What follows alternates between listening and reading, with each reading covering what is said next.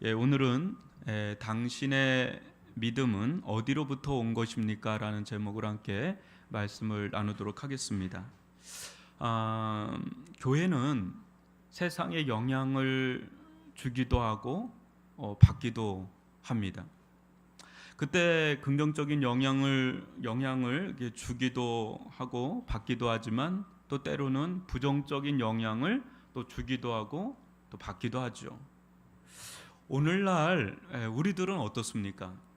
우리는 과연 세상에 어떤 영향을 미치고 있는가? 세상은 우리에게 어떤 영향을 또 주고 있는가? 물어볼 필요가 있고요. 또 답을 찾아야 할 필요가 있습니다. 우리가 살펴보고 있는 이 고린도 교회는 안타깝게도 이 긍정적인 영향보다는 이 부정적인 영향을 주고받는 흐름이 강했습니다.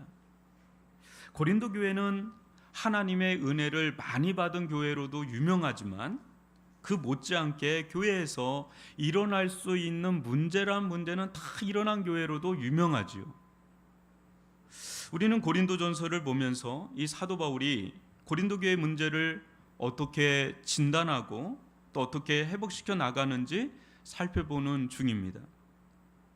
사도 바울은 겉으로 나타난 현상만 어떻게 땜빵이라 그러죠? 땜빵 처리하듯이 피상적으로 접근하지 않습니다. 그 이면에 흐르고 있는 보다 영적이고 본질적인 문제를 보고 회복시켜 나가는 것을 볼 수 있습니다. 뿌리가 병들어 열매가 맺히지 않는 나무에 그 병든 가지를 붙잡고 치료하려 든다면 여러분 어떻게 되겠습니까? 가지는 더 상하게 될 것이고 뿌리는 더 골마 나무 전체가 고사당할 수도 있는 거죠. 그러나 문제의 근원이 해결되면 여러분 어때요? 나머지 문제는 자연스럽게 회복이 되고 아물고 건강해지는 거죠.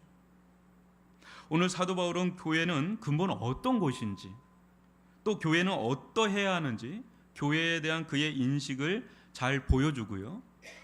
아울러 교회를 어떤 마음과 자세로 섬겨왔는지 그것도 또 우리에게 잘 보여줍니다.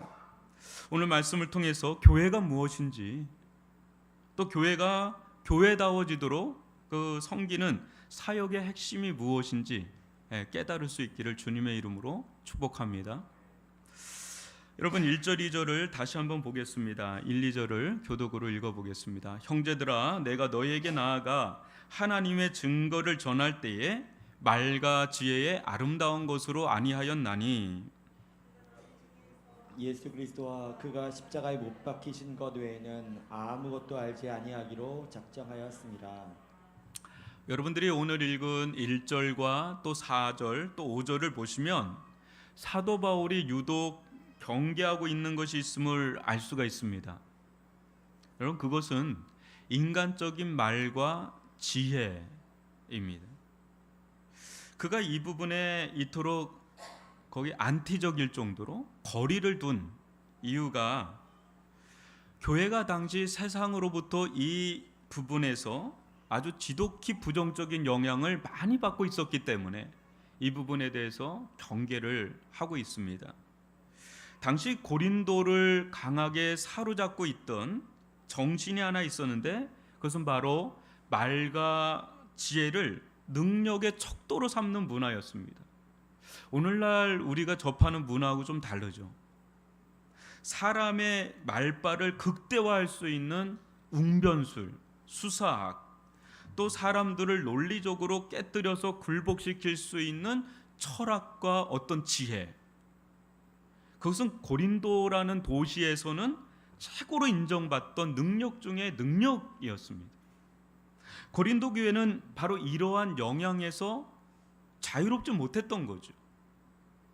이러한 문화에 강범위하게 노출되어 있었고 교회 또한 심각하게 영향을 받고 있었던 것이죠. 한마디로 이와 같은 세상의 흐름에 깊이 오염되어 가고 있었다는 거죠. 그때 이제 부작용이 생기기 시작한 거예요. 그것이 무엇인지가 4절 5절에 좀 우리에게 단서를 보여주는데 4절 5절도 한번 교독으로 읽어봅니다. 내 말과 내 전도함이 설득력 있는 지혜 말로 하지 아니하고 다만 성령의 나타나심과 능력으로 하여 너희 믿음이 사람의 지혜에 있지 아니하고 다만 하나님의 능력에 있게 하려 하였노라. 당시 유명한 달변가들은 화려하고 유창한 말과 지혜로 사람의 심금을 울리고 웃기는데 남다른 재주가 있었습니다. 여러분들이 지금 뭐 고전에 해당하는데 세네카나 뭐 키케로 이런 사람들은 굉장했던 웅변가들이고 수사학적인 사람들, 이 사람들의 말을 하면 그냥 확 막 혼이 빠지는 정도죠.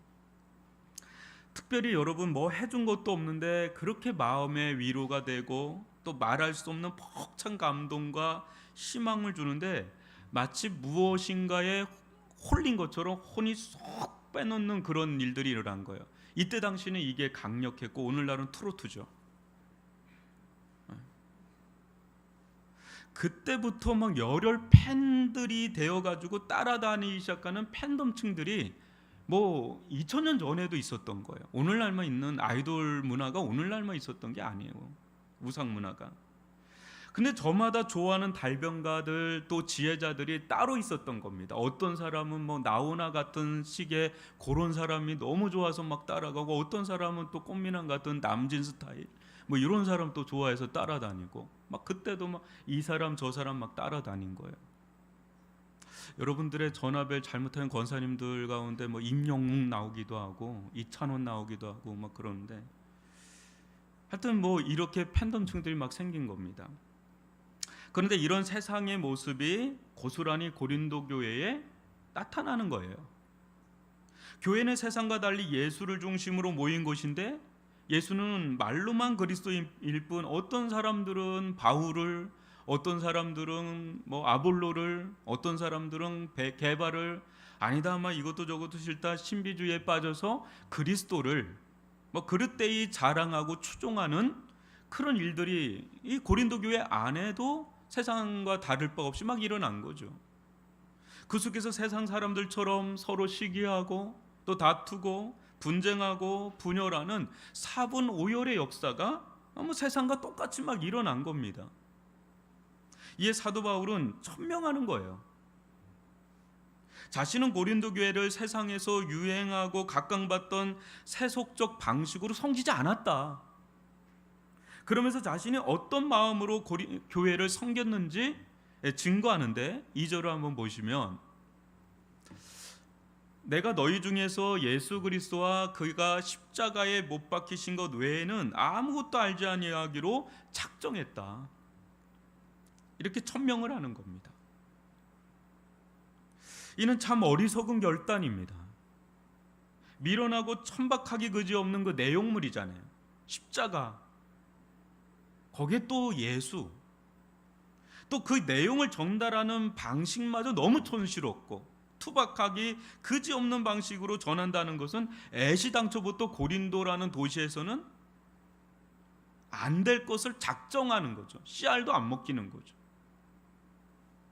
그런 사도 바울이 당시 유행했던 철학, 또 화려한 수사학, 어떤 웅변술, 그거 몰라서 그런 게 아닌 사람이에요.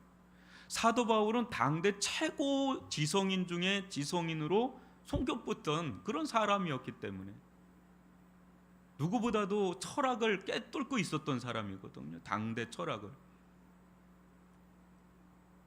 그럼에도 자신의 어떤 말빨, 또 지혜의 아름다움과 탁월함을 내려놓습니다.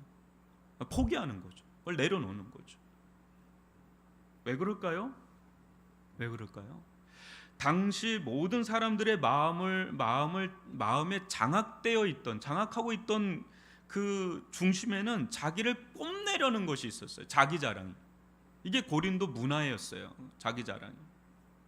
사람들의 이목을 자기에게로 이끌고, 또 자기를 주목하게 하고 자기의 말과 지혜에 일희일비하도록 일종의 교주 노릇하는 것처럼 되는 것이 문화의 중심에 우상으로 떡하니 서 있었던 그런 문화였던 그런 곳에서, 만약 복음이라고 하는 신종 가르침을 이와 같은 방식으로 전한다면, 말로는 예수 그리스도를 전하지만 실상은 뭐겠어요? 결국 누구를 판매하는 거겠어요? 복음을 빙자해서 누구를 판매하는 거예요? 자기를 피하라는 거예요. 자기를 피하라는 거죠. 온갖 미사여구를 섞어서 이 복음을 너무 화려하게 아름답게 치장해서 증거하고 판매를 하는데, 이건 일종의 영업의 달인 같은 판매를 하는 거죠. 결국 그거에 대한 유익을 얻고 그거에 대한 주목을 받고 그거에 대한 모든 것을 얻고자 하는 건 자기를 뽐내는 거죠. 자기를 드러내고. 충분히 복음 장사를 할 수도 있는 거죠. 복음 사업을 할 수도 있는 거고. 이것은 자신의 말빨, 인기빨을 통해서 영적인 매춘 노릇과 다를 바가 없다. 이때 이 교회, 이 고린도라는 도시에는 매춘이 굉장히 성행했거든요. 영적 매춘 노릇이다, 이렇게 생각을 한 거죠. 이때 바울과 그의 어떤 지성, 그의 어떤 말빨, 그의 어떤 그런 거에 홀딱 반해가지고 만 예수를 믿는다 한다면, 그 믿음은 과연 어떤 믿음인가? 그 믿음 과연 어떤 믿음인가? 바울이 너무 주목이 되고 너무 매력적인 인물이에요. 그의 말빨에 설득이 돼요. 그의 지성에 완전히 막 홀려요. 그래서 믿게 되는 그 믿음은 어떤 믿음이냐? 지금 그걸 질문하는 거예요. 충분히 그럴 수 있는 거 아니에요, 여러분? 그죠? 사도 바울은 고린도적 영향으로 생긴 이런 믿음을 참된 믿음, 구원 얻는 믿음과 구분짓고 있어요. 다시금 4절 5절을 보시면 제가 읽어드릴게요. 내 말과 내 전도함이 설득력 있는 지혜의 말로 하지 아니하고 다만 성령의 나타나심과 능력으로 하여 너희 믿음이 사람의 지혜에 있지 아니하고 다만 하나님의 능력에 있게 하려 하였노라. 참된 구원 얻는 믿음은 어떤 믿음이에요? 어떻게 생겨나는 믿음이에요? 성령의 나타나심과 능력으로 생기는 믿음, 그게 참된 구원 얻는 믿음이라는 거예요. 하나님의 복음이 하나님의 능력과 함께 역사할 때 참된 구원 얻는 믿음이 생기는 줄 믿습니다. 교회 다닌다 해서 예수 그리스도를 믿는다고 해서 다 구원 얻는 믿음이 아니라는 거예요. 지금 사람의 지혜와 말빨로도 얼마든지 예수를 믿는 것처럼 할 수 있다는 우려를 드러내는 것입니다. 사도 바울은 자신의 사역이 혹시나 이렇게 흘러갈까 심히 두려워합니다. 3절을 볼까요?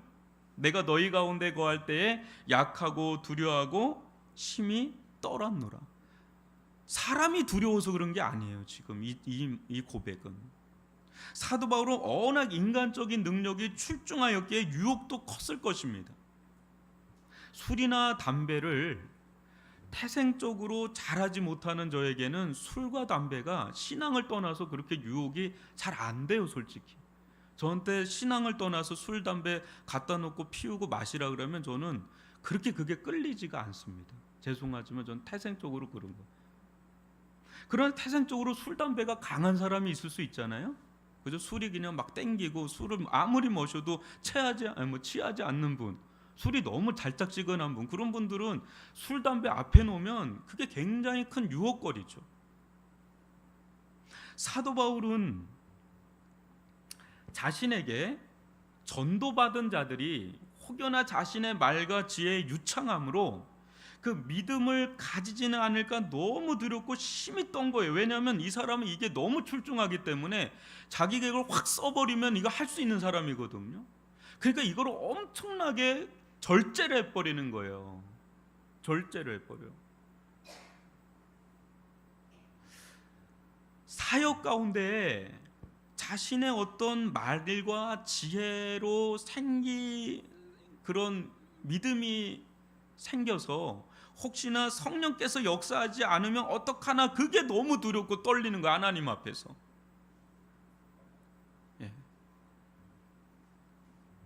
한 사람을 구원하는 믿음은요, 인간의 어떤 재능과 힘으로 절대 줄 수 있는 게 아니라는 거예요.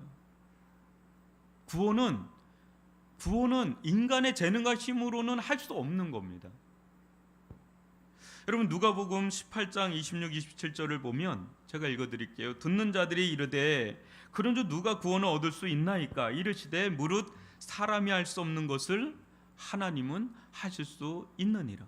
하나님만이 하실 수 있는 거라는 거죠. 구원.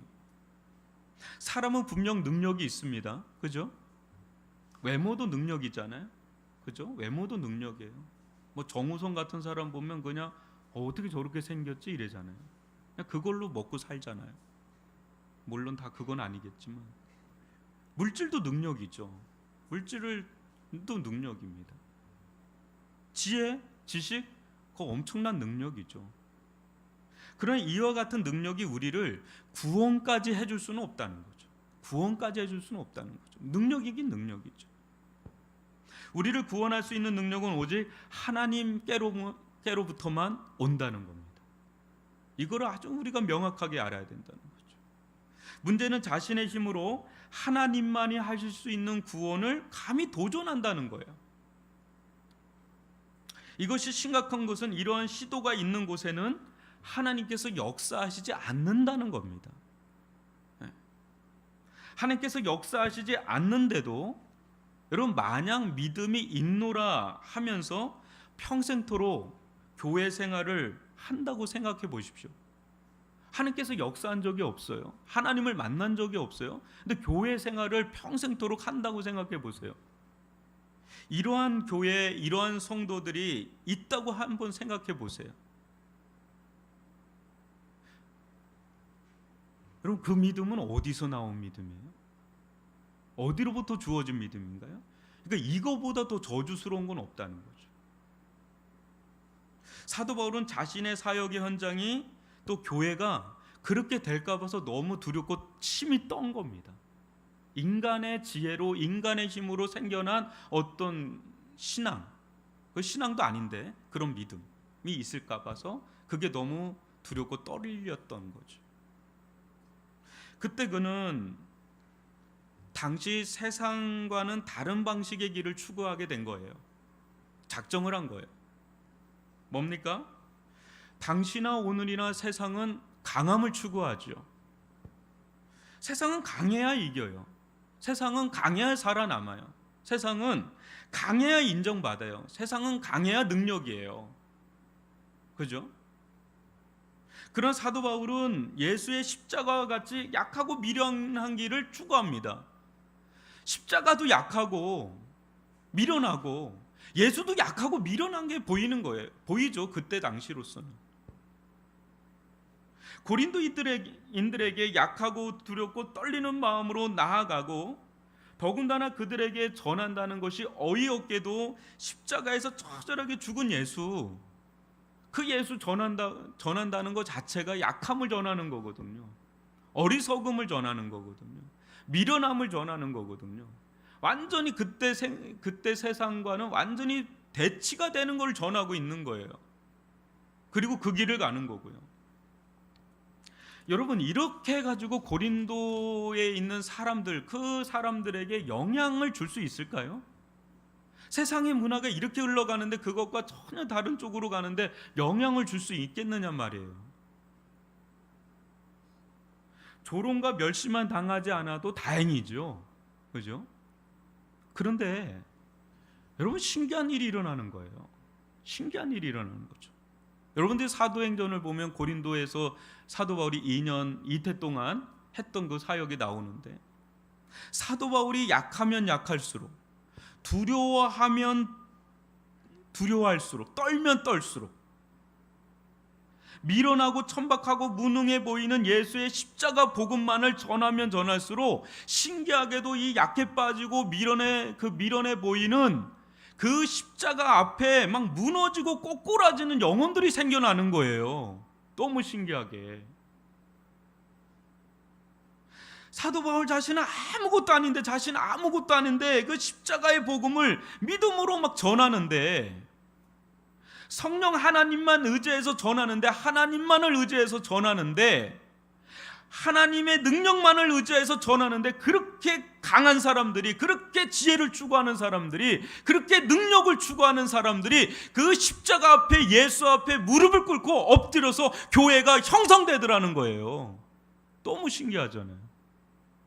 너무 신기한 일이죠.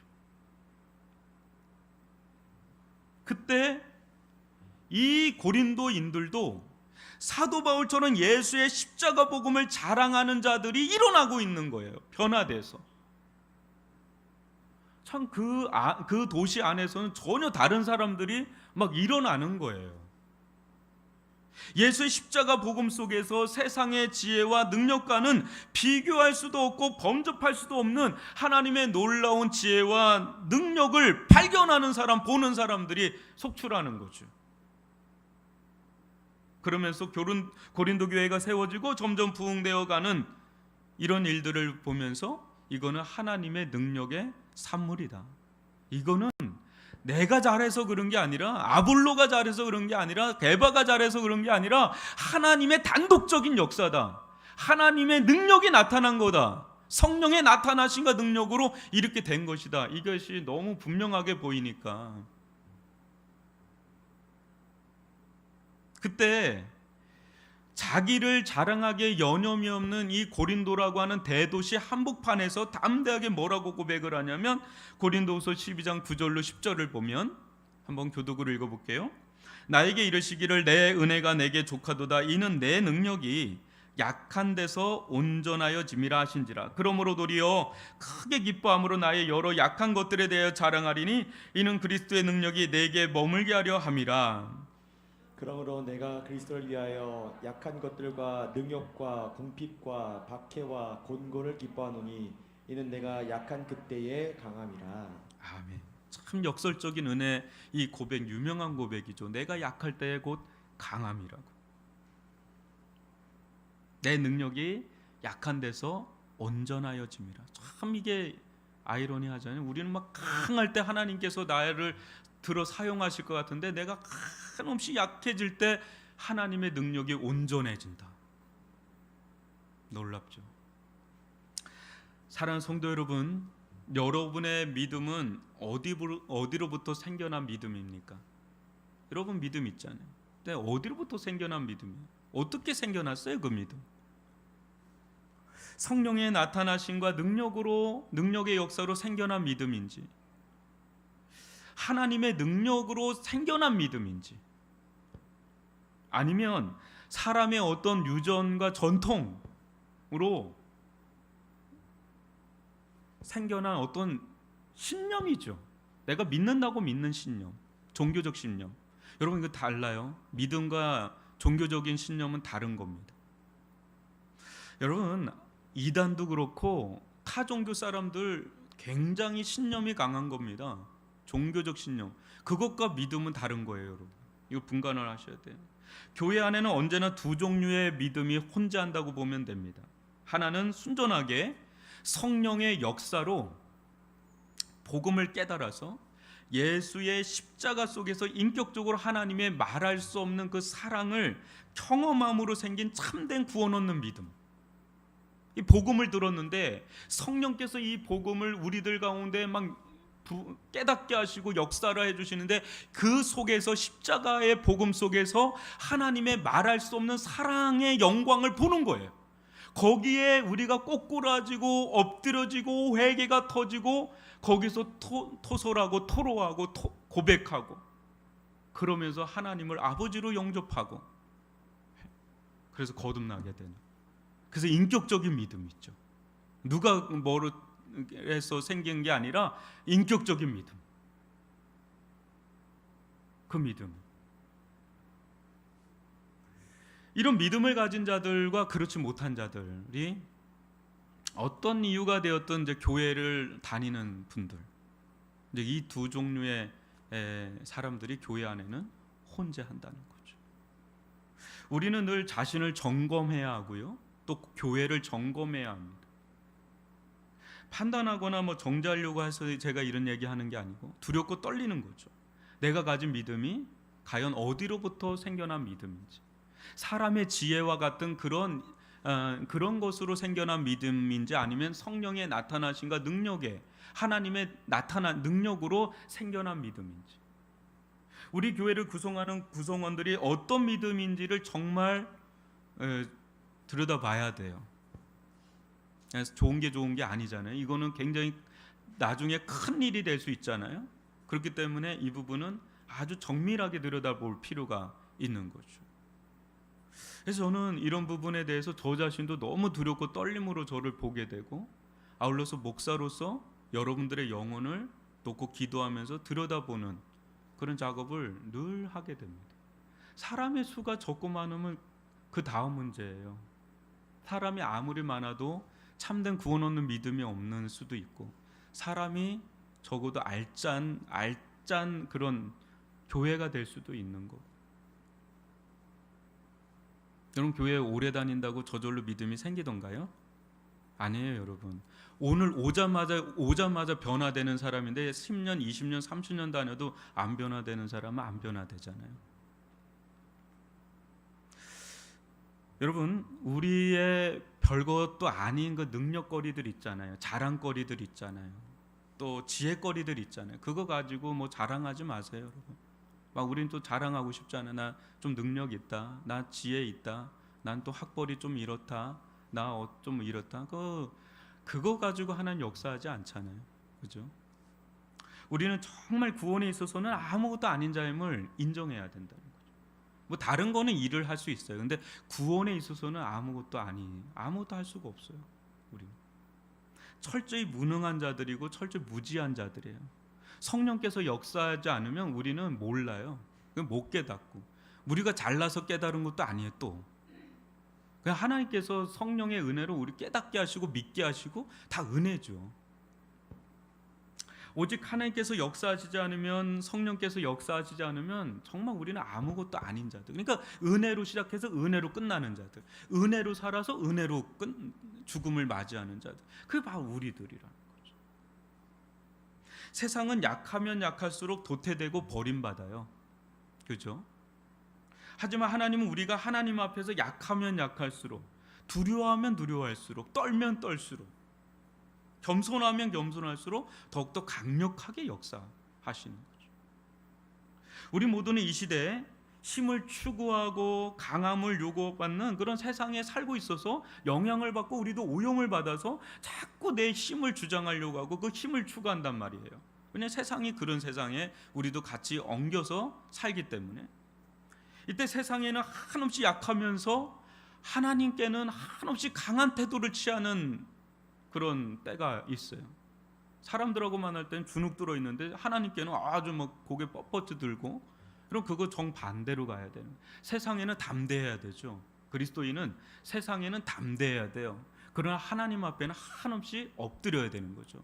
한없이 약해져야 되는 거죠. 한없이 무릎을 꿇어야 되는 거죠. 근데 이상해요. 하나님 앞에 무릎을 꿇을수록, 하나님 앞에 약하면 약할수록, 하나님 앞에 저는 아무것도 아는 게 없어요 하면 할수록, 겸손하면 겸손할수록 하나님이 그 사람 가운데 역사를 하십니다. 십자가를 말로만 십자가가 아니라 십자가의 길을 가는, 정말 어리석고 약하게 짝이 없는 그 길을 실질적으로 가면 갈수록 나는 없어지는 것 같은데 이상해요. 하나님의 은혜가 계속 함께하고 있어요. 하나님의 능력이 나타나요. 세상에서는 이 뜻 뻥끗 못할 수 있잖아요. 여러분, 복음 전하기가 쉬워요? 여러분, 세상에서 복음 전하기 쉽나요? 왜 어렵죠? 부끄러워서 그래요. 여러분, 뭔가 잘난 거 있으면 여러분 자랑하고 싶어서 입이 근질근질하지 않으세요? 나 뭐 됐다, 뭐 됐다. 여러분, 자랑거리가 될 만한 거, 세상에서도 통할 수 있는 자랑거리는 입이 근질근질거려서 하지 말라 그래도 해요. 근데 나는 이걸 믿어요. 그러나 세상에는 이게 안 통할 것 같으니까 이건 말을 못해. 왜? 그 속에 부끄러움이 있는 거죠. 부끄러운 거죠. 그러니까 우리가 하나님께는 너무 담대한 거예요. 그 세상에는 너무 한없이 무너져 내리는 거예요. 속절없이 거꾸로 가야 되거든요. 세상에는 담대해야 되죠. 우리 하나님의 백성이고 하나님의 자녀고 세상을 구원할 수 있는 복음을 가지고 있잖아요. 안 그래요? 뭐가 구원을 가져다 줄 수 있어요? 복음밖에 없잖아요. 성령밖에 없잖아요. 하나님밖에 없잖아요. 근데 그걸 유일하게 알고 있는 사람들이 누구예요? 갖고 있는 사람? 우리잖아요. 그러니까 우리가 담대해야 되는 거죠. 그러나 하나님 앞에는 엎드려야 되는 거죠. 주님 앞에 저는 살 수 없습니다. 주님 도와주시지 않으면 저는 한순간도 살 수 없습니다. 저를 불쌍히 여겨주세요. 어떤 분이 그렇게 얘기해요. 목사님 기도 어떻게 하는 거예요? 기도 딱 두 가지 하는 거예요. 하나님 저 불쌍히 여겨주세요. 하나님 저 긍휼히만 여겨주세요. 그 두 가지예요. 뭐가 더 있어요? 뭐가 하나님 앞에 우리가 뭐를 내세울 게 있어요? 하나님 저 그냥 불쌍히만 여겨주세요. 저 그냥 긍휼히만 여겨주세요. 저를 불쌍히만 여겨주세요. 이것만 해도 다 돼요, 여러분. 근데 신기하죠. 우리가 그걸 인정하고 그걸 고백하는 그 순간부터 우리가 하나님께 나아가지 않을 수가 없고 하나님을 의지하지 않을 수가 없는데, 하나님의 말씀만을 바라볼 수밖에 없는데, 이상하게 그 속에서 세상의 능력이 아닌 하나님의 능력이 나타나고 하나님께서 우리를 통해서 맺고자 하는 열매가 맺히게 되는 걸 경험하게 되는 그런 일들이 일어난다는 거죠. 여러분, 사도 바울의 이 방식은 세상에 통하는 방식이 아닌 것 같은데 강력하게 통합니다. 오늘날도 이 방식은 통하는 줄 믿습니다. 예수의 방식은 오늘날도 통하고 오늘날도 구원의 역사는 여전히 그 방식으로 역사에 나가는 줄 믿습니다. 전도에 미련한 것을 통해서 오늘날도 하나님은 구원하시기를 기뻐하시는 줄 믿습니다.